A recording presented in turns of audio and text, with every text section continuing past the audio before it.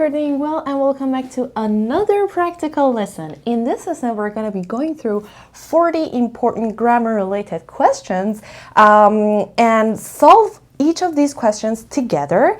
I'm not sure how many of you guys here on YouTube follow us on our Instagram, but I posted these questions a couple days ago and asked you to participate in it. And the purpose behind it was for you to find out your mistakes so that we can work on them a little bit more. So for the ones who got 40 out of 40 or 38 out of 40, congratulations, you aced the test. But for the ones who had some mistakes, don't worry. We're going to go through all of these questions once more together. سلام بچه‌ها، امیدوارم حالتون خوب باشه و خوش اومدین به یک درس پرکاربرد دیگه. توی این درس میخوایم 40 تا سوال گرامر که حدوداً تقریباً برای تعیین سطح محسوب میشه رو با هم دیگه بررسی بکنیم. نمیدونم چند نفرتون اینجا توی اینستاگرام هم ما رو دنبال میکنین، اما کسایی که همیشه دنبال میکنن میدونن که من این سوالا رو چند روز پیش براتون گذاشتم و ازتون خواستم که تو شرکت بکنین و تنها علتش هم این بود که میخواستم ایراداتتون رو پیدا بکنیم که بتونیم روش بیشتر با هم دیگه کار بکنیم. کسایی که حالا 38 39 گرفتن 40 گرفتن دمتون گرم، ترکونین، ولی کسایی که مشکل داشتن اصلا و ابدا مهم نیست، نگران نباشین. خوبیش این بوده که شما فهمیدین کجاها ایراد دارین و روی کدوم نکته ها باید بیشتر کار بکنین. میریم امروز این 40 تا سوال با هم دیگه حل میکنیم که رفع اشکال بشه و سوالاتتون در این رابطه برطرف بشه. اما اگر که دکمه قرمز سابسکرایب روش کلیک بکنید و زنگوله بغلش رو هم بزنید، شما همیشه اول نفر خواهید بود که ویدیوهای ما رو میبینین، لذت ببرین و کلی مطالب آموزشی خوب ازش یاد میگیرین. بی وقفه بریم سراغ این 40 تا سوال. بچه‌ها همزمان تصویر و سوال ها رو دارین. من اینجا یه چاک بوردم گذاشتم این گوشه اینجا که اگر نکته‌ای قرار بود براتون بیشتر توضیح بدم و روی چاک بورد براتون بنویسم. خب بریم سراغ سوال اول. She's from so she speaks. خب she's from اون اهل یه چیزیه، so she speaks یه چیزی. خب بریم گزینه ها رو ببینیم. Spanish, Spanish, Spain, Spanish, Spain, Spanish, Spanish, Spain. خب بچه من اینو بذارین روشن بکنم براتون. خب چیزی که اینجا بلافاصله حذف میشه گزینه C هستش، چون ما اصلا Spanish or Spanish اصلا نداریم. چه اسپانیز چه اسپانیز اصلا کلا وجود نداره. چاینیز داریم، ویتنامیز داریم، ژاپنیز داریم، ولی اسپانیز یا اسپانیز نداریم. پس گزینه C در همون ابتدا به صورت کامل حذف میشه. بریم سراغ بقیه گزینه ها. She's from، she is from. اون چیزی که من بعد اینجا بذارم اون اهل یا اون از کشور فلان جایه. اون چیزی که بعد بذارم اینجا یه نون هستش، من یه اسم میخوام.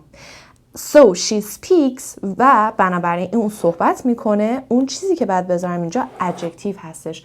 تو درس شهرها و کشورها بهتون یاد داده بودم که اسم کشورها نون هستش، مثل اسپین، مثل ایران، مثل کانادا، مثل انگلند.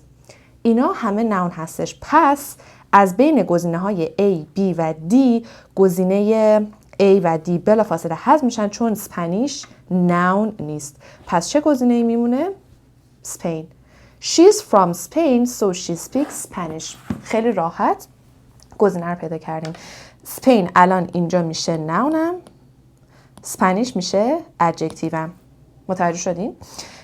مثلا I'm from Iran and I speak Persian or Farsi. She's from the United States of America, so she speaks. اگر با he گفتیم he، اگر با she گفتیم she. So he or she speaks, for example, American English. She's from Turkey, so she speaks Turkish. Okay? همه اینا رو تو درس شهر و کشورها به صورت کامل بهتون یاد دادم. بریم سراغ سوال بعدی.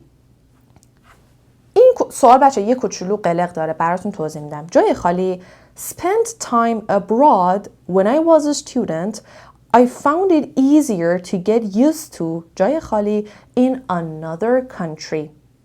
blank بچه به جای خالی میتونیم بگیم blank spent time abroad when I was a student I found it easier to get used to blank in another country. خب وقتی سوالای تست رو داریم میبینین بچه ها، اولین کاری که باید بکنین اینه که یه هینتی توی یکی از جاخالی ها قبل یا بعد از یکی از جاخالی ها پیدا بکنین که بتونین گزینه ها رو حذفش بکنین. من الان هینتی که میخوام واسه خودم پیدا کنم used to هستش یا get used to. I found it easier to get used to in another country. خب get used to doing something or used to doing something. این قالب برای چی بود؟ من اینجا براتون بنویسمش. مثلا میگفتیم مثلا I'm used to living in crowded cities. I'm used to living in crowded cities. I'm used to living in crowded cities. گفتیم وقتی میخوایم بگیم عادت دارم it's my habit. I kind of like it's a kind of habit that I have. دقیقاً همین رو میتونیم بگیم عادتیه که من دارم. وقتی میخوایم راجع به عادتمون صحبت کنیم از قالب used to plus verb plus ing استفاده میکنم. verb plus ing. خب I'm used to living in crowded cities. من به زندگی در شهرهای شلوغ عادت دارم. I'm used to working late. I'm used to working late at nights. مثلا من به کار کردن تا دیر وقت در شب عادت دارم. I'm used to teaching in front of the camera. من به تدریس در مقابل دوربین مثلا عادت دارم. پس بعدش verb plus ing میاریم. used to doing something verb plus ing. این قالبی هستش که ازش استفاده میکنیم. خب حالا بیایم سراغ اینجا. من این هینت رو در آوردم. پس با توجه به این هینتی که من اینجا پیدا کردم میام چیکار میکنم؟ گزینه ای که بعد از used to که میشه گزینه های دوم، از بین گزینه های دومم هر اون چیزی که غیر از living هستش رو حذف میکنم. یعنی این دوتا حذف میشه. پس میمون گزینه A و B. گزینه A میگه چی؟ Having spent time abroad when I was a student, I found it easier to get used to living in another country. گزینه B میگه to have spent time abroad when I was a student. فرقشون اینه که اون به صورت have plus ing اومده، دوم به صورت infinitive اومده. خب بچه این گرامر یه کوچولو گرامر حالت اینترمدییت و آپر اینترمدییت هستش. پس اگر لولتون لول elementary هستش یا پری اینترمدییت هستش نگران نباشید. بچه ما از این قالب زمانی استفاده میکنیم. الان این عبارت، حالا گزینه درستش رو بهتون میگم چی هستش، اینجا درش خط بکشم. گزینه درست گزینه A هستش. خب من اینجا براتون مینویسم. اینجا رو ببینین. Having spent time abroad. حالا when I was a student بعد بقیه جمله اومده. ما به این عبارت having spent time abroad میگیم چی؟ having spent time abroad میگیم یه participle clause. یه participle clause میگیم. Having spent time abroad. It's a participle clause. یه participle clause هستش. زمانی از این، اولا که این مدل استفاده به خودتون بستگی داره که جملتون اینجوری بگین یا نه، مثلا دوست دارین به حالت ساده که الان میگم بیانش کنین. زمانی از این حالت استفاده میکنین که دوست دارین جملتون رو کوچیک‌ترش بکنین، کوتاه‌ترش بکنین. خب بچه من این جمله رو یه بار دیگه مینویسم. Having spent time abroad. کامل نمینویسم و یه کوچولو هم عوضش میکنم. I found it easier to live in another country. خب گفتیم که به این میگیم یک participle clause. درسته؟ خب از این روش زمانی استفاده میکنیم که میخوایم جمله‌مون رو بهینه سازی کنم. حالا این جمله توی خود سوال رو ببینین. Having spent some time abroad when I was a student, I found it easier. خب اینجا رو دقت کنید. من براتون با یه رنگ دیگه مشخص بکنم. خب اینجا رو ببینین. I found it easier.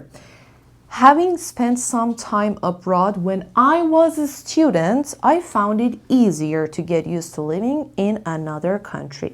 حالا بیایم اینجا. این جمله رو اگر من بخوام بازسازیش بکنم به حالت عادی بدون یعنی از این قالب درش بیارم و به شکل دیگه بنویسم، اینجوری می نویسمش. When I was a student, نگاه کنین. I spent some years abroad. درسته دیگه. When I was a student, I spent some years abroad. Independent clause اولیه dependent clause، دومیه independent clause هستش. When I was a student, I spent some years abroad. And this is why I found it easier to live in another country. خب. When I was a student, I spent some years abroad, and this is why I found it easier to live in another country. جمله این بوده. نگاه کنین الان این جمله When I was a student یه کلازه، I spent some years abroad یه کلازه، and this is why I found it easier to live in another country دوباره یه کلازه دیگه هستش. به جای اینکه بیاد همه اینا رو با کاما به هم وصلش بکنه یا با and به هم وصلش کنه this is why و غیره بذاره، اومده تمام اینا رو حذف کرده و از قالب participle clause استفاده کرده. حالا یه نکته که بعد اینجا دقت کنیم، کدوم اکشن اول انجام شده؟ اکشنی که استودنت بوده و یه چند سالی رو توی خارج گذرونده. بعدش and this is why بعدش فهمیده که زندگی کردن مثلا تو شهرهای خارج آسون تره مثلا. یا مثلا برای من نه، البته معنیش نمیشه، معنیش این هستش که برام راحت تره که تو خارج از کشور مثلا زندگی بکنم، مثلا راحت تره که باهاشون ادغام بشم یا هر چیز دیگه. کاری به معنیش نداریم، ولی اکشنی که اول انجام شده استودنت بودنش بوده که توی خارج از کشور بوده و بعد به اون نتیجه رسیده. خب اکشن اول که قبل انجام شده به صورت participle clause میاد. Having spent some time abroad when I was a student اومده اینجوری کرده I spent some years abroad شده having spent some years abroad when I was a student I found it easier to live in another country. بچه الان ممکنه براتون سوال بیاد که چرا when I was a student رو به این صورت نیاوردی؟ به خاطر اینکه when I was a student یه state هستش، یه حالته. من دانش آموزم، من معلمم، من مثلا این مارکر رو دوست دارم، یه حالته. عمل چی بوده؟ گذروندن وقت. واسه همین که من گذروندن وقت اون اکشن رو به صورت participle clause آوردم. خب اصلا این جمله رو هم میتونیم برعکس بکنیم که به جاش بگین I spent some years abroad when I was a student and this is why. فرق نمیکنه اگر جای این دوتا clause independent و dependent clause رو عوض بکنین. پس چون اکشن some years abroad قبل از اینکه بفهمه زندگی کردن تو شهرهای خارجی واسش راحت تر رو پیدا بکنه، اون عمل اول انجام شده، به صورت participle clause میارمش. Having spent some time abroad or some years abroad when I was a student, I found it easier to live in another country. یک اکشن قبل از اکشن دیگه انجام شده. این از این.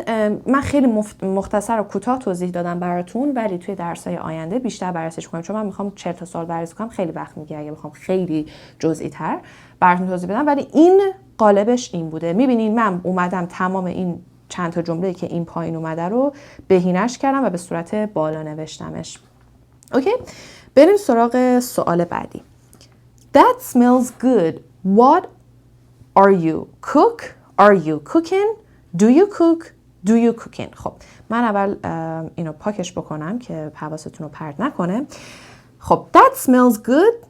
What are you cook؟ که این که کاملا غلط هستش، اصلا این گزینه درست نیست. Are you cook؟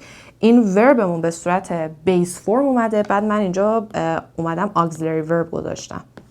این غلطه. ورب من به صورت بیس فرم اومده. این حالت اصلا در انگلیسی وجود. Are you cook? No. Are you a cook به معنی این هستش که تو آیا آشپز هستی، ولی are you cook اینجا cook verb هستش. خب پس این حالت غلط هستش. پس A کلن حذف میشه. بریم سراغ C. Do you cook? That smells good. What do you cook? خب این گزینه رو در نظر داشته باشیم و گزینه D. Do you cook هم که غلطه چون این ing داره، این do داره، این دوتا با هم سازگار نیستن. بریم سراغ گزینه C. Do you cook? Are you cooking? از لحاظ استراکچر جفتشون 100% درست هستن، اما من میام تو اتاق It smells good. Something smells good. حالا میام اینجا بوی خوب داره میاد. یعنی این بوی خوبه ممکنه به خاطر این باشه که یک کسی الان داره آشپزی میکنه. عمل آشپزی شدن در حال انجام هستش. واسه خاطر همین از حالت present continuous یا حال استمراری استفاده میکنم و نمیگم what do you cook. وقتی میگم what do you cook یعنی چی میپزید به صورت عادی. What do you usually cook? What do you usually cook for lunch? معمولا برای نهار چی میپزید. ولی این داره میگه that smells good. بوی خوب میاد. یعنی الان یه اتفاقی داره میفته. بریم سراغ سوال بعدی. I to Germany last year. This is a very simple question. I to Germany last year. خب last year adverb همو دارم. Adverb of time. قید زمانم رو اینجا دارمش. Adverb of time. پس قید مطرح شده. بریم توی گزینه ها. I gone to Germany. I gone نداریم کلن. I go to Germany last year. This is the adverb of time for simple past. برای زمان گذشته ساده است. پس go غلطه. I go اصلا وجود نداره. I went to Germany last year. حالا فکر کنین این گزینه have gone بود. میتونستم have gone رو انتخاب کنم؟ خیر. ما زمانی از have gone استفاده میکنیم توی این جمله که last year نیاد. مثلا بگم I've gone to Germany before. این جمله درسته. ولی اگر last year یا قیدو بیارم غلطه و نمیتونم از have gone استفاده کنم. بریم سراغ سوال بعدی. Number 5. Take a sandwich with you, blank, you get hungry later. Take a sandwich with you, blank, you get hungry later. خب, take a sandwich with you if you get hungry later. Take a sandwich with you in case you get hungry later. When you get hungry later, so as not to you get hungry later. خب. بیایم ببینیم کدوم گزینه درسته. یه ساندویچ با خودت ببر محض اینکه گشنت نشه. خب if که در نمیاد. Take a sandwich with you if you get hungry. با خودت یه ساندویچ ببر اگر گشنت شد. To Farsi it makes sense but in English it doesn't make any sense at all. پس if غلط میشه.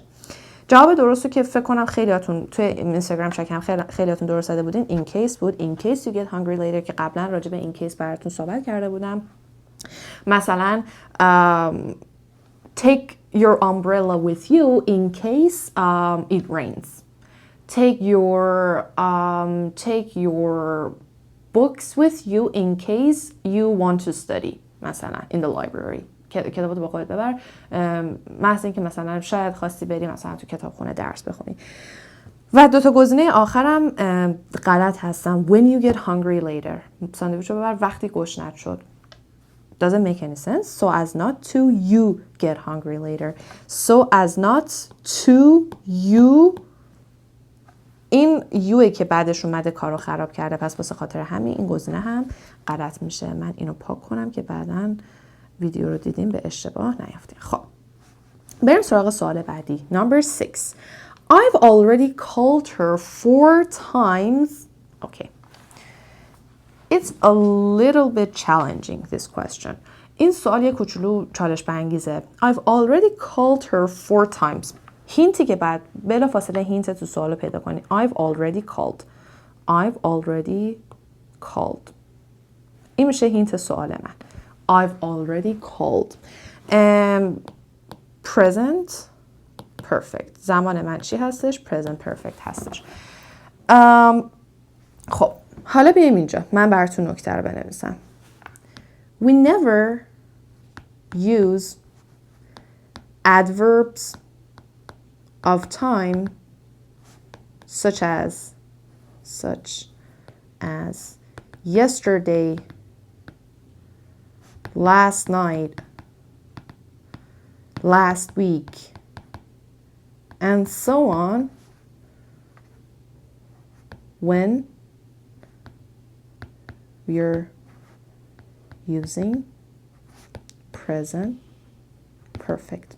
وقتی داریم از present perfect استفاده میکنیم اصلا از قیدای زمان گذشته yesterday, last week, last night, 2 days ago, 3 days ago اصلا استفاده نمیکنیم که اینو کامل براتون توضیح دادم. پس الان این نکته رو میدونین yesterday کلن حذف میشه. حالا دقت بکنیم. I've already called her 4 times. بیایم گزینه C رو بررسی کنیم. Again اصلا معنی نمیده و اینجا آوردنش کاملا غلط هستش. ما یه adverb میخوام بذارم و again گزینه درستی نیست. I've already called her 4 times again doesn't make sense. اصلا معنی نمیده. میمونه today و before. کسایی که توی اینستاگرام این تست رو زدن، من یه نکته بگم. تعداد تستا توی اینستاگرام زیاد بود و ما چون داشتیم پشت سر هم سریع همه رو پست میکردیم 2 تا از جوابایی که گذاشته بودیم اشتباه بود. یعنی جواب این سوال به اشتباه پست شده بود. نکتهش رو الان بهتون میگم. حالا بیایم today و before رو بررسی کنیم. I've already called her 4 times before. I've already called her 4 times today. خب برای present perfect میتونین برای present perfect از today و before استفاده بکنید. توضیحاتش رو خیلی جامع یعنی کلی میگم چون قبلا کامل توضیح دادم. میتونیم برای present perfect از today و before استفاده بکنیم. اما دقت کنیم اینجا داره میگه I've already.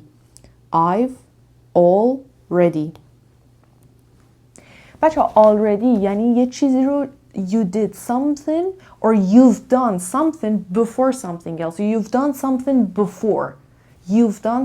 before. مثلا وقتی میگم I've already watched this TV show یعنی I have watched it before. وقتی میگم I've already watched this TV show it means I've watched it before. خب این نکته رو اینجا براتون بنویسم. I've already watched this TV show یا I've watched this TV show before. دقت کنین من اینجا از already استفاده کردم. اینجا already رو نیاوردم before آوردم چون این دوتا جمله کاملا هم معنی هستن. تو خود already معنی before قایم شده هستش. پس اشتباهه که من اگه بیام دوباره یه before دیگه ته جمله استفاده کنم. پس گزینه درستم میشه today و before حذف میشه. اما توی انگلیسی محاوره ممکنه بشنوین جفتش با هم استفاده میشه. بهتون گفتم توی محاوره چیزی که استفاده میشه 100% ممکنه درست نباشه و میتونه خیلی چیزا کامل شده باشه و مردم ازش استفاده کنن. ولی اگر دارین تو تست میبینین شما باید 100% درست رو انتخاب کنین و کاری به محاوره ندارین. واسه خاطر همین گزینه today گزینه درست هستش. I've already called her 4 times today. من امروز 4 بار بهش زنگ زدم قبلا. یعنی تا الان که دارم با طرزم 4 بار بهش زنگ زدم. یه نکته دیگه هم بهتون بگم بچه today مثل yesterday مثل last night مثل 2 hours ago اینجور چیزا نیستش. today میگم باز براتون کامل توضیح داده بودم. برای today هم میتونم از گذشته ساده استفاده بکنم هم از حال کامل استفاده کنم. simple past بگم یا present perfect بگم. تفاوت‌هاش هم بهتون تو درسی که این تفاوت این دو تا زمان رو توضیح دادم کامل هستش. میتونید برید اونجا ببینید. ولی today مثل yesterday یا مثل last week و اینجور چیزا نیستش. یه کوچولو فرق میکنه. بریم سراغ سوال هفتم. I like getting up early. I not like getting up early. I am not like getting up early. I doesn't like دیگه بلا فاصله doesn't حذف میشه. I don't like getting up early. خب main verb من چیه؟ like فعل اصلی. main verb هم هستش. خب به چه صورت اومده؟ به صورت base form اومده. یعنی ing و چیز to نداره. خب حالا I not like getting up early. I not. وقتی که گفتیم این الان این جمله چی هستش؟ simple present هستش. گفتیم برای simple present. گفتیم برای simple present همیشه از do و don't و does و doesn't برای منفی و سوالی کردن استفاده میکنم. اینجا فاعل من I هستش. جملم simple present هستش. خیلی راحت don't میشه جوابم. بریم سراغ سوال 8. He ever works as blank as he should. اینم قبلا براتون توضیح داده بودم. تفاوت بین hard و hardly. بچه hard و hardly. ما میدونیم که خیلی از adjective ها رو میتونیم با استفاده از اضافه کردن ly به adverb تبدیلش بکنم. مثلا beautiful adjective بهش ly اضافه کنم میشه beautifully میشه adverb. مثلا dangerously, carelessly,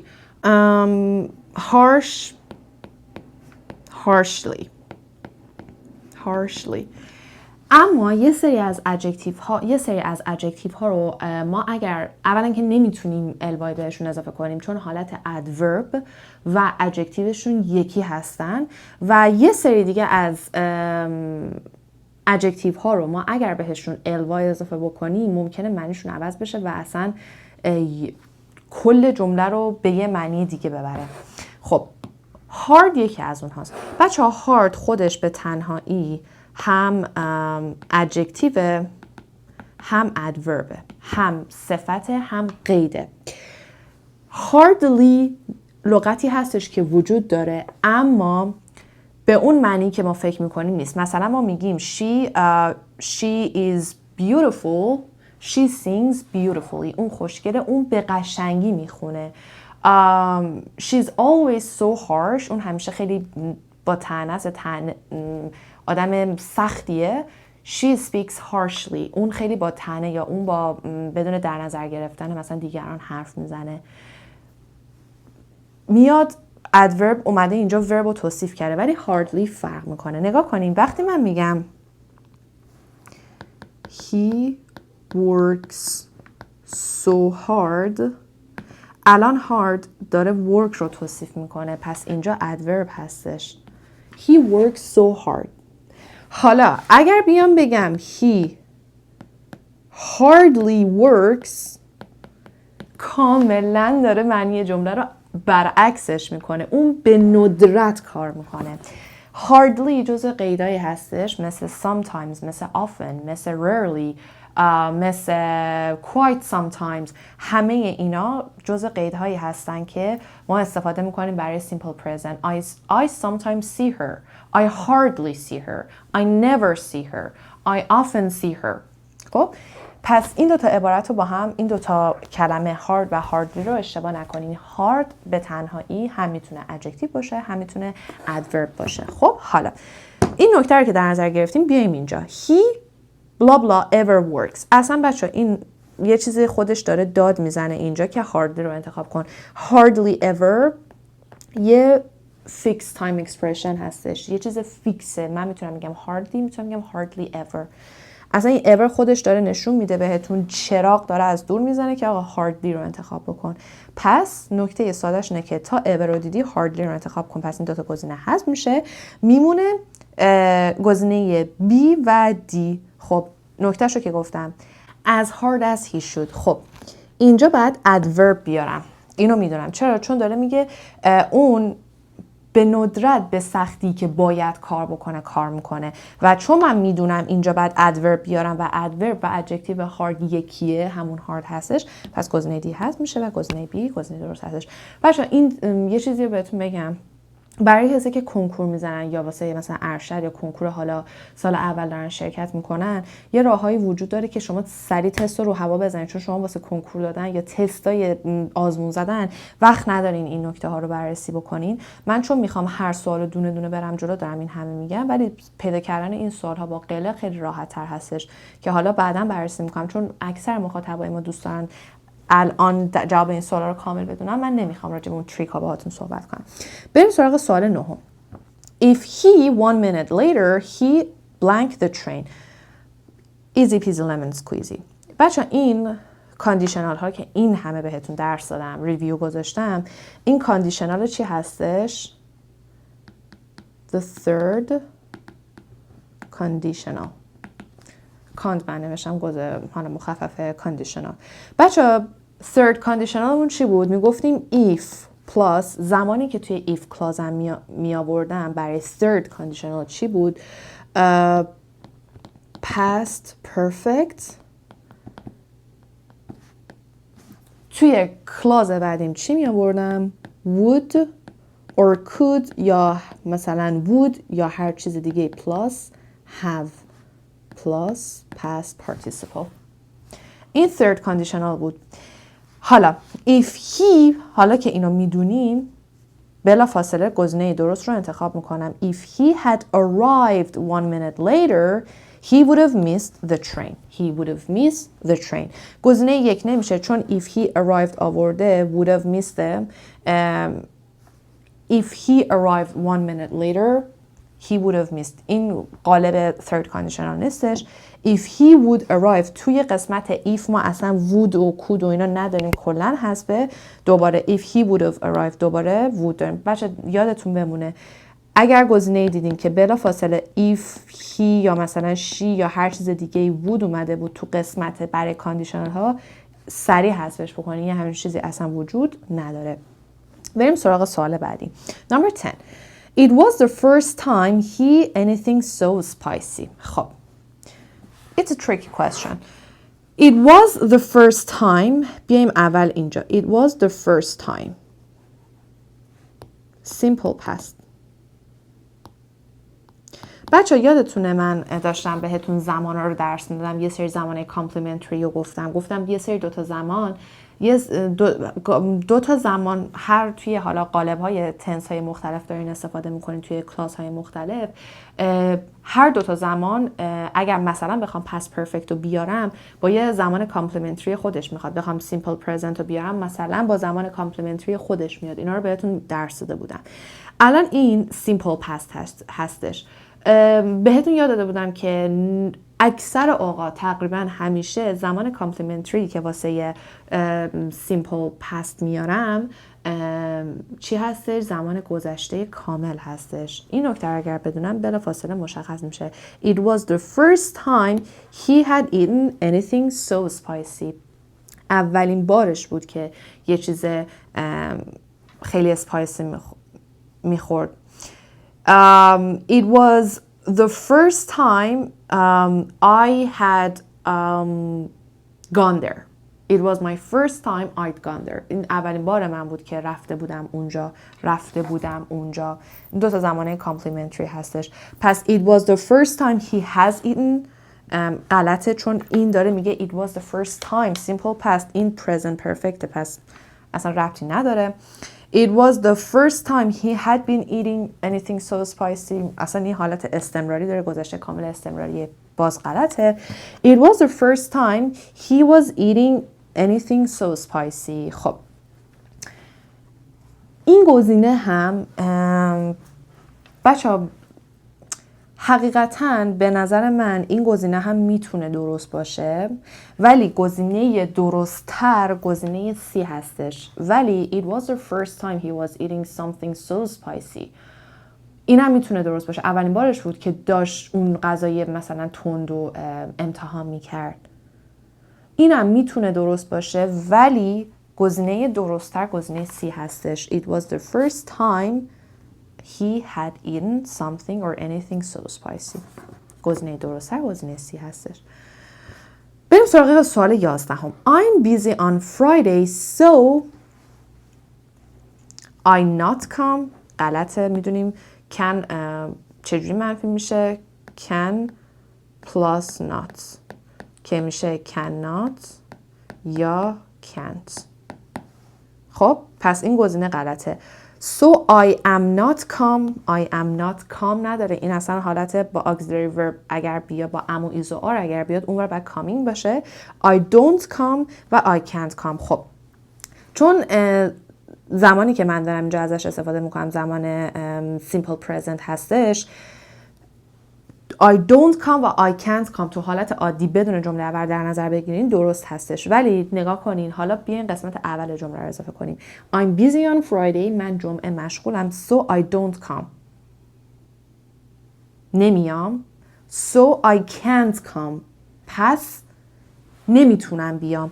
داره نتیجه میگیره. I'm busy on Friday. So I can't come. خب باشه یه نکته بگم، اگر توی گزینه ها اینم داشتین، مثلا I'm busy on Friday so I'm not coming. So I'm not coming نمیام هم درسته، چون گفتیم برای برنامه های آیندهمون میتونیم از present continuous هم استفاده کنیم. پس اگر اینم تو گزینه ها بود درسته. So I'm not coming or so I can't come هم جفتش درست هستش. So I can't come یه ذره it makes more sense. بیزیم جمعه به خاطر همین نمیتونم بیام. خب بریم سراغ سوال بعدی. He drives quite. بچه سوال آسون دیگه سریعتر میرم که خیلی وقت گرفته نشه. He drives quite blank but his brother drives really blank. میدونیم که الان اینجا من بعد از adverb استفاده کنم. چرا؟ چون میخوام drive رو توصیف بکنم.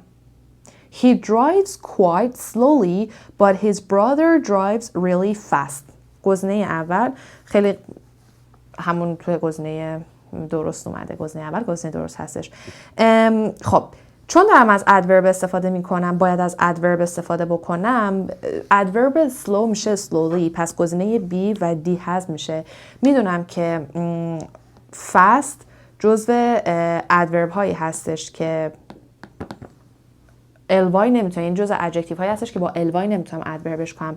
فست خودش هم میتونه ادورب باشه هم میتونه ادجکتیو باشه. پس فستلی من فستلی ندارم، غلطه.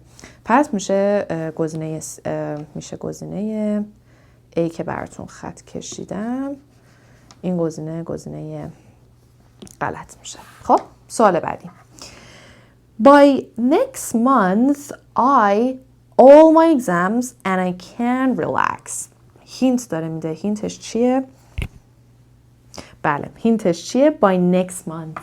گفتیم وقتی میخوایم بگیم ماه دیگه این موقع، سال دیگه این موقع، تا سال دیگه یعنی سال دیگه بیاد، ماه دیگه بیاد، 2 هفته دیگه بیاد، من فلان کار رو تمومش کردم. گفتیم از چی استفاده میکنیم؟ از future perfect یا زمان آینده کامل استفاده میکنیم. خیلی راحت وقتی اینو بدونین by next month خودش داره چراغ میزنه کدوم گزینه رو انتخاب بکنید. و زمان future perfect هم چی بود؟ future perfect رو چجوری میساختیم؟ will have past participle. will have past participle. وقتی یه کاری رو تو آینده تا یه زمانی تمومش میکنیم، میدونید 2 هفته دیگه تموم میشه. پس by next month I will have finished گزینه C میشه گزینه درستم، بقیه گزینه ها هست میشه. Number 14. How did this broken? How did this was broken? This is totally wrong. How did this was این دوتا اصلا نمیتونن با هم بیان. How did this was is totally incorrect. How did this get میتونه یه گزینه باشه. How did this become broken? How did this be broken? What does it mean? How did be اصلا نداریم. did و be با هم نمیتونه بیاد. میونه بین get و become. خب how did this get broken? How did this become broken? قبلا توی درس نحوه استفاده get بهتون یاد داده بودم که مثلا میگیم when we say something gets broken means something causes something else to break. وقتی میگیم یه چیزی شکسته میشه یعنی چی؟ یعنی یه چیزی باعث میشه یه چیز دیگه بشکنه. خب پس become broken نداریم. کالوکیشنی که میاد اینجا با broken یعنی وربی که با broken کالوکیت میکنه get هستش و broken هم الان اینجا حالت adjective داره، یه adjective محسوب میشه. get broken شکسته شدن. get broken شکسته شدن. پس گزینه درست میشه get و become حذف میشه. Number 15. I was exhausted by the end of the day. این سوالم بچه توی اینستاگرام به اشتباه جواب داده شده بود. کاملا سوال آسونی هستش. exhausted بچه exhausted extreme adjective هستش. extreme adjective یعنی adjective های شدت دار. extreme adjectives such as exhausted means very tired, so tired. خود exhausted بچه به معنی very tired و so tired هستش و چون extreme adjective هستش من نمیتونم از very, extremely و incredibly استفاده بکنم. گزینه درست میشه completely. I was completely exhausted. I was completely exhausted. مثلا یه چیز دیگه میتونیم بگیم furious means very angry or so angry. بخوام میگم I was completely furious. extreme adjective ها نمیتونن با یه سری adverb ها مثل so، مثل very، مثل extremely، مثل incredibly بیارن چون خودشون تو دل خودشون extremely رو دارن، اون very رو دارن، so رو دارن، incredibly رو دارن. پس میتونم از completely به عنوان adverb ازش استفاده بکنم.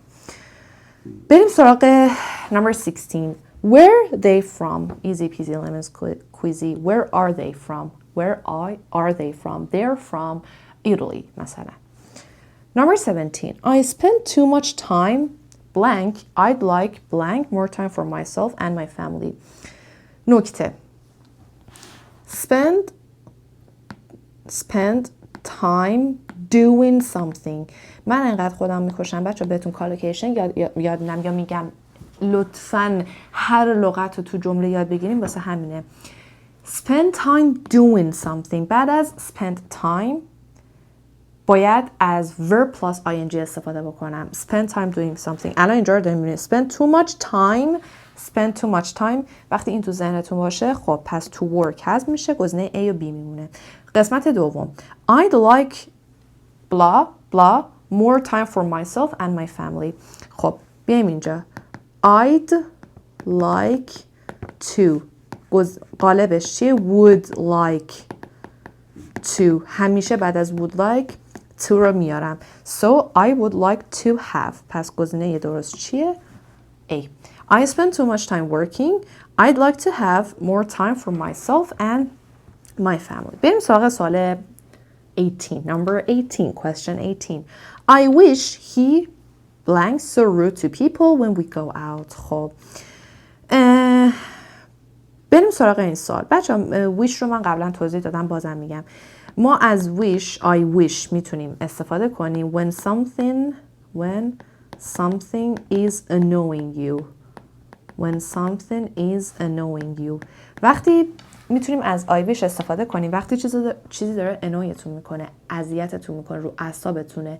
توی این حالت از wish plus would استفاده میکنم. یعنی چی؟ یعنی اینجا I wish he wouldn't be so rude. I wish he wouldn't be so rude to people when we go out. When we go out, he's so rude to people and it annoys me. This is why I wish he wouldn't be so rude to people. وقتی میریم بیرون خیلی بی‌ادب با مردم و این منو annoy میکنه، اذیتم میکنه. واسه خاطر همین I wish he wouldn't be so rude to people when we go out. Wouldn't be, won't be, hadn't been و didn't be غلط میشه. Number 19. I blank been hit by a car, but luckily I just managed to get out of the way. I been hit by a car, but luckily I just managed to get out of the way. خب این درس بچه‌ها مال درس مودال وربس ها هستش که من به صورت خیلی کامل و جامع براتون توضیح دادم. گفتیم وقتی میخوایم بگیم میتونست یه کاری تو گذشته انجام بشه یا یه کاری رو تو گذشته انجام دادی، نباید انجام میدادی، ممکن بوده یه چیزی انجام بشه، میتونسته یه چیزی انجام بشه. تمام قالب های could have, would have, should have اینا رو همه رو بهتون و اینکه چجوری استفادهشون کنین رو درس دادم و گفتیم که وقتی میخوایم بگیم تو گذشته یه چیزی بوده که نباید میبوده یا میتونسته باشه یا نمیتونسته باشه یا ممکن بوده احتمال داشته که وجود داشته باشه، همه اینا رو توضیحم. حالا اینجا رو ببینین. I blank been by a car but luckily I just managed to get out of the way. I managed to get out of the way. این بچه ها simple past هستش. past داره یه چیزی رو میگه که تو گذشته میتونسته به یه فرم دیگه ای باشه. حالا I might have been hit by a car but luckily I just managed to get out of the way. I can have بلافاصله حذف میشه. I may have بلافاصله حذف میشه. میمونه might have و could have. خب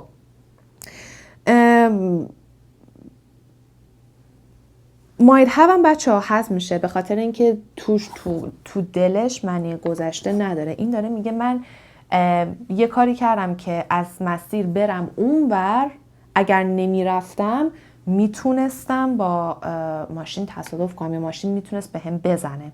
I could have been hit by a car but luckily I just managed to get out of the way.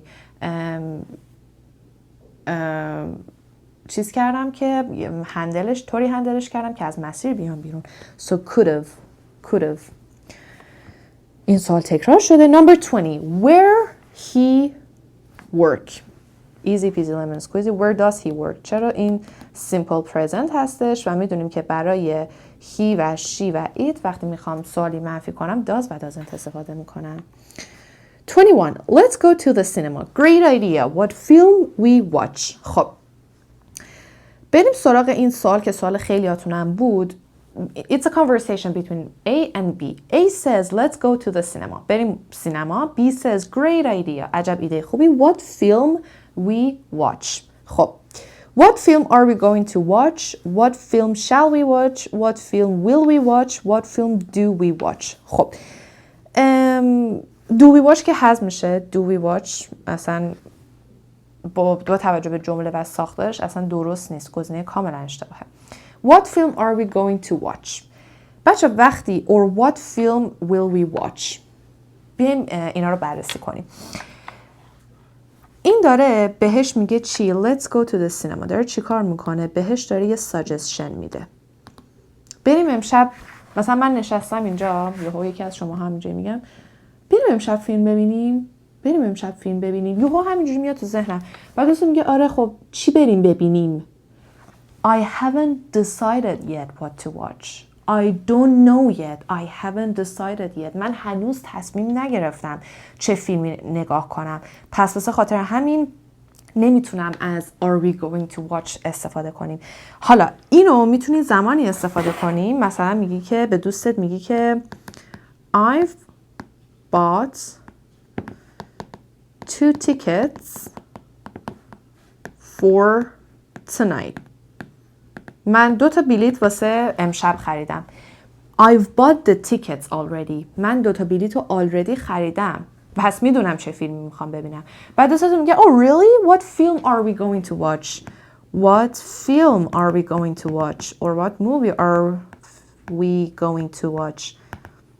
توی این حالت کاملا درسته چون شما already تیکت ها رو خریدی.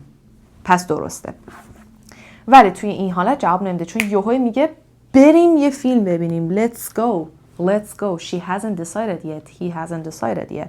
پس گزینه درست میشه shall و will هم نمیشه. بچه‌ها وقتی که یه چیزی یهو به ذهنتون میرسه و هنوز decide نکردیم به عنوان suggestion هستش بریم ببینیم، معمولا از قالبی که درست استفاده میکنیم، یعنی معمولا نه، همیشه از قالب shall استفاده میکنیم. What film shall we watch؟ چی رو بریم ببینیم؟ Shall we watch؟ چه فیلمی رو بریم ببینیم؟ پس گزینه درست shall هستش. 22.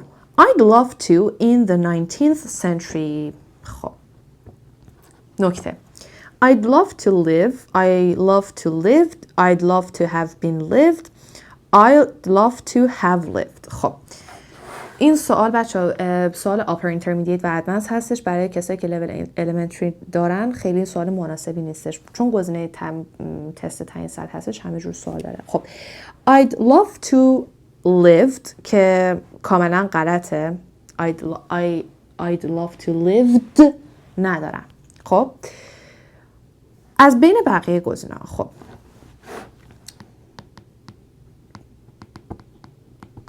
این جمله رو ببینید. I'd like to travel to Europe this year. means I'm willing to travel to Europe this year. من امسال میخوام برم، دوست دارم که برم به اروپا سفر کنم. I want to, I'd love to, I'd like to. دوست دارم برم به اروپا سفر بکنم. خب پس این جمله‌ای که من دارم میگم الان برای برنامه مثلا امسالم هستش. It's for either present or future. مثلا من میگم I'd like to have some coffee now. I'd like to have some coffee. من الان میخوام قهوه بخورم. I'd like to travel to Europe this year. امسال میخوام برم اروپا، دوست دارم برم اروپا مثلا سفر بکنم. Either for present or future. خب تو این حالت ببینین I'd like to travel. I'd like to travel. verb ببینین به چه صورت آوردم؟ به صورت base form آوردم. خب حالا این جمله رو ببینین. I'd love to یه نکته، یه هینتی داره که هینتش رو باید در بیاریم. In the 19th century. قرن 19 هم. ما الان قرن 19 ایم؟ نه. قرن 19 تموم شده رفته. پس این دوست داره، با توجه به گزینه ها میبینیم کاری که دوست داشته تو قرن 19 بکنه چیه؟ زندگی کردن بوده. دوست داره کاری رو انجام بده که زمانش تموم شده رفته. پس داره میگه دوست داشتم که تو زمان گذشته زندگی میکردم. آیا الان قرن 19 همه؟ نه. قرن 19 هم تموم شده رفته. پس دیگه نمیتونم بگم I'd love to live. چون قرن 19 تموم شده رفته. It's not present, it's not future. پس گزینه اول حذف میشه. خب حالا بریم سراغ سوال دوم. I'd love to have been lived, have lived. Have been lived, have lived. Have been lived که گزینه درستی نیست. To have lived. خب I'd love to have lived in the 19th century. I'd love to have lived in the 19th century. بچه 19th century گفتیم گذشته است، تموم شده رفته. من الان دیگه نمیتونم تو قرن 19 زندگی کنم، ولی دوست داشتم که تو قرن 19 زندگی کنم. This is why I used to have lived. To would براتون جو بنویسم. Would love to have done something in the past. Okay? بریم سراغ number 23. Put blank back on blank table, then give me apple and bar of chocolate. Easy peasy lemon squeezy. Put the bag on the table. من میام تو خونه کیفمو میدم، میگم به بچه‌م میگم اینو بذار رو میز. چیو بذار رو چی؟ کیفو که الان میبینی کدومه بذار رو اون میز. این کیفی که میبینی رو بذار رو میز. پس the bag on the table. پس گزینه C و D حذف میشه. میمونه گزینه A و B. حالا بریم قسمت دوم. Then give me a apple نداریم. خواستم خودش رو نشون داد. پس گزینه A حذف میشه. گزینه B. Then give me an apple and a bar of chocolate. بعد به من یه سیب بده و یه شکلات. مهم نیست. مثلا توی یخچال مثلا ممکنه 20 تا سیب باشه، من یکیشو میخوام. 20 تا شکلات باشه، من یکیشو میخوام. از بین اون 20 تا یکیشو بهم بده. Number 24. She in a small house near the park. She in a small house near the park. زمان چیه؟ simple present. She in a small house near the park. She live غلطه، گفتیم سوم شخص اثبات بگیره lives. She stays میتونه درست باشه. She living غلطه، اگر میخواست باشه بعد she is living بود، ولی بازم چون همیشه اونجا زندگی میکنه، اون همیشه اونجا زندگی میکنه، نمیتونم از is living بگیم. و lives بین stays و lives. وقتی میگم she lives in a small house near the park یعنی اونجا زندگی میکنه، ولی وقتی میگم stay معمولا شما stay رو واسه زمانی میگی که موقت بری یه جا بمونی و بعدش دیگه تموم بشه. اگر بخوام از stay تو اینجا استفاده کنم باید به صورت present continuous بیارم، چون الان مونده ولی 2 هفته دیگه میخواد پاشه بره. نمیتونم از stay به معنی این بگم که اون داره اونجا زندگی میکنه. و stay یه چیزی رو نشون میده که مثلا ما 2 هفته اومدیم اینجا بمونیم و بریم. همیشه اینجا نمیمونم، همیشه اینجا زندگی نیستم. واسه همین نمیتونم از stay بگم. و بعد از فعل live یا زندگی کردن استفاده کنم. زندگی کردنه که دائم، مثلا 20 سال اینا دارن اینجا زندگی میکنن. چون همیشه امروز اینجا بودن، فردا اینجا بودن، پس فردا اینجا بودن. They live here. I live in this neighborhood. من اینجا زندگی میکنم. I am a teacher. I study English. I live here. I like apples. مثلا میبینین گفتیم قبلا براتون برای چیزای عادتهای همیشگیتون، چیزای همیشگی وقتی بخوایم حرف بزنیم از simple present استفاده بکنیم. بریم سراغ 25. Could you tell me easy peasy lemon squeezy. خب بچه قبلا بهتون گفته بودم که وقتی میخوایم بگیم که وقتی میخوام لغتایی مثل where, what, who, whose و غیره رو وسط جمله بیارم، وسط جمله که خودش آلردی سوالی شده، باید به صورت جمله خبری بیارم. مثلا I don't know what her name is. یا اگر مثلا بخوام تو جمله خبری بیارم I don't know what her name is. Do you know what her name is? Do you know what her name is? I don't know what her name is. وقتی دارم WH لغتی که WH مثل what, where, whose, who رو وسط جمله یه جمله دیگه میارم به صورت خبری میارم و به صورت سوالی نمیارم. الان اینجا داره میگه could you tell me where the bus stop is? Where the bus stop is? The bus stop is near here. The bus stop is near here. همونو where the bus stop is. Could you tell me where the bus stop is? پس نمیتونم بگم where is the bus stop به خاطر اینکه این غلطه، چون وسط این جمله اومده. من نمیتونم این کلاز رو به صورت سوالی بیارم. Could you tell me the bus stop is where که کلن غلطه. Could you tell me is where the bus stop هم کلن غلط هستش. 26. Do you think it's rain tomorrow? این خودش اصلا دیگه داره داد میزنه. It's going to. It's going نمیشه چون توش جا افتاده. It's to که نداریم. It's will هم که نداریم. 27. She من اینو پاکش کنم. She short hair but now it's long. She خب گفتیم یه چیزی تو گذشته یه جوری بوده الان نیست. مثلا شما تو گذشته یه چند سال یه کار رو میکردی، یه چند سال یه چیزی رو داشتی، الان اون کار نداری. شما قبلاً موهات بلند بوده دیگه الان نیست. قبلا توی این نیبرهود زندگی میکردی الان نمیکردی. She used to live here but now she lives in مثلا London. Okay? She used to study here but now she studies at Humber College مثلا یا هر چیز دیگه. خب پس اون چیزی که بعد استفاده بکنیم چی هستش؟ used to. Used to. She used to have. She used to have. She used to have. دقت کنید خیلی با این اشتباهش میگیرن. Used to. ولی وقتی سریع داریم میشنوین دیش رو نمیشنن. Used to. به صورت used to میشنویش. پس before و didn't غلط میشه. Number 28. Whose bag is this? It's قشنگ جوابش معلومه. Mine.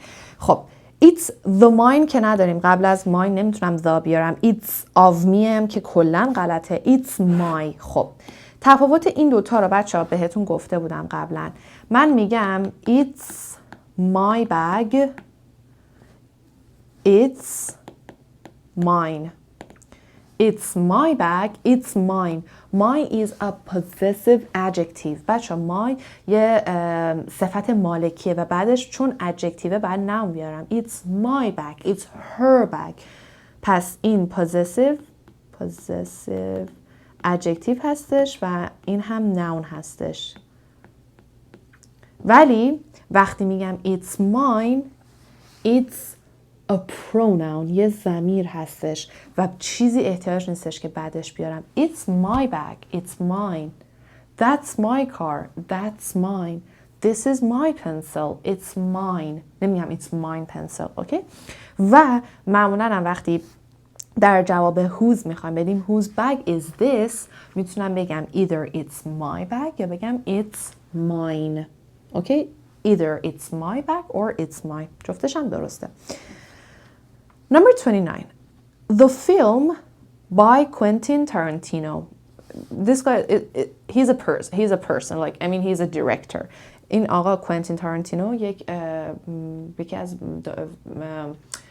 دیرکتورها، کارگردان خیلی معروف هم هستن. حالا میخوام بگم this film blank by Quentin Tarantino. این فیلم توسط آقای تارانتینو چیز شده، کارگردانی شده است. It's passive هستش. پس the film did directed, totally wrong. The film directed, it's not passive. The film was direct. یه چیز اینجا داره میفته. اون چیه؟ ایدی هستش. پس the film was directed. Quentin Tarantino directed this movie. This movie was directed by Quentin Tarantino. Easy peasy. Number 30. Winters there be really cold sometimes. Winters there be really cold sometimes. خب زمستونای اونجا بعضی وقتا میتونه خیلی سرد باشه. Winters there can be really cold sometimes. از لحاظ بار معنایی can از همه اینا معنیش بهتر هستش. Winters there can be really cold sometimes. She can be really mean sometimes. اون بعضی وقتا میتونه خیلی بد جنس باشه. She can be so harsh sometimes. اون بعضی وقتا میتونه خیلی harsh باشه. Our teacher can be really tough sometimes or strict sometimes. معلمون بعضی وقتا میتونه خیلی سختگیر باشه. پس گزینه درست can هستش. Number 31. این سوالو خیلیاتون ایراد داشتین، خیلی آسون هستش بچه‌ها. She is wearing a dress. نحوه ترتیب قرار گرفتن صفت‌ها هستش. گزینه درست داره خودش رو داد میزنه. بچه‌ها اگر نظرتون راجع به چیزی اینه که خوشگل، زشت، کوتاه، بلند، چه میدونم کلا اینجور چیزا مثل beautiful, ugly، اینجور صفت‌ها همیشه اول میان. پس این اصلا خودش داره داد میزنه که آقا beautiful بعد اول بیاد اگر قراره بیاد، و چون تو گزینه‌ها وجود داره B, C و D حذف میشه. beautiful long black dress معمولا رنگ آخرین صفتیه که میاد.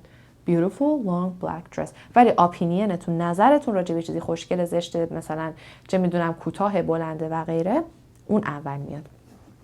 خب بریم سراغ number 32. If I had more time I'd do more exercise. این خیلی آسون هستش بچه. if conditional هستش. اینجا از had استفاده کردم، از simple past. خیلی سریع جوابش رو پیدا کنید. وقتی این ور simple past داشته باشم اون ور چی دارم؟ would دارم. I would do. Easy peasy. 33. That wasn't a good idea. You دوباره بچه این راجع به modal verbs هاست. That wasn't a good idea. اون نظر خوبی نبود. تو thought about it more carefully. بعد راجبش بیشتر فکر میکردی. زمان تمام شده رفته دیگه، فکر نکردی ولی باید این کار رو میکردی. So you should have thought about it more carefully. Must have to و ought have کلا همشون گزینه‌های غلطی هستن. You must have thought about it more carefully. should از should have استفاده میکنم نه must have، به خاطر اینکه داره اینجا بهش میگه که باید بیشتر روش فکر میکردی، با من نصیحت داره بهش میگه، بعد این کار رو میکردی ولی نکردی. Number 34. I drink coffee, easy peasy, twice a day. اینو بچه بهتون توی زمان simple present یاد دادم. Once, twice, 3 times, 4 times. دیگه 4 times. دیگه از اینجا به بعد به این صورت میاد. Once, twice یا هر چیزی. A day, a week, a year, twice a year, twice a week, 3 times a day. این به صورت fixed expressionی هستش که به این صورت میاد و به صورت دیگه نمیتونیم بگیم. So twice a day. Number 35. How long have they? Very easy بچه ها. How long have they? How long have they? have داره، پس 100% بعد کامل باشه. حالا یا حال کامله یا حال کامل استمراریه. از کجا بفهمم حال کامل استمراریه؟ از how long. It is showing a specific period of time. داره یه بازه زمانی نشون میده. So how long have they been waiting? Have they been waiting? پس been waited غلطه. Waiting و waited هم غلطه. 36. I'll send it to you as I'll send it to you. I get the money. I'll send it to you. I get the money. میفرستمش بهت پولو بگیرم. به محض اینکه پولو بگیرم برات میفرستمش. As soon as. As soon as. 37. I don't know where she is. I don't know where she is. میبینین I don't know where she is. به صورت سوالی نیامده. I suppose she got stuck in traffic. نمیدونم کجاست. حدس میزنم که دقت کنیم بچه ها. I suppose she must have got stuck in traffic. She should have got stuck in traffic.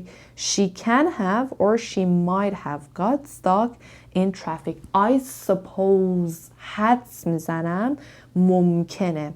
can have که غلط میشه. should have و must have هم غلط میشه. she might have got stuck in traffic. اون ممکنه که تو ترافیک گیر کرده باشه. I suppose باشه. همه اینا رو من کامل تو درس modal verbs ها بهتون درس دادم. 38. But they be away. I saw them this morning. من اونا رو امروز دیدم. But they blank away. خب. But they shouldn't be away. I saw them this morning. But they don't have to be away. I saw them this morning. But they can't be away. I saw them this morning. They mustn't be away. I saw them this morning. من امروز صبح دیدمشون. نمیتونن جایی رفته باشن. They shouldn't be away. غلط میشه. They don't have to be away. از لحاظ معنایی بار معنایی معنی نمیدن. They mustn't. They can't be away. نمیتونن. من امروز دیدمشون. نمیتونن رفته باشن بیرون. از لحاظ بار معنایی can't درست ترین گزینه است. Number 39. I wouldn't say that to him if I, very easy, if I were you.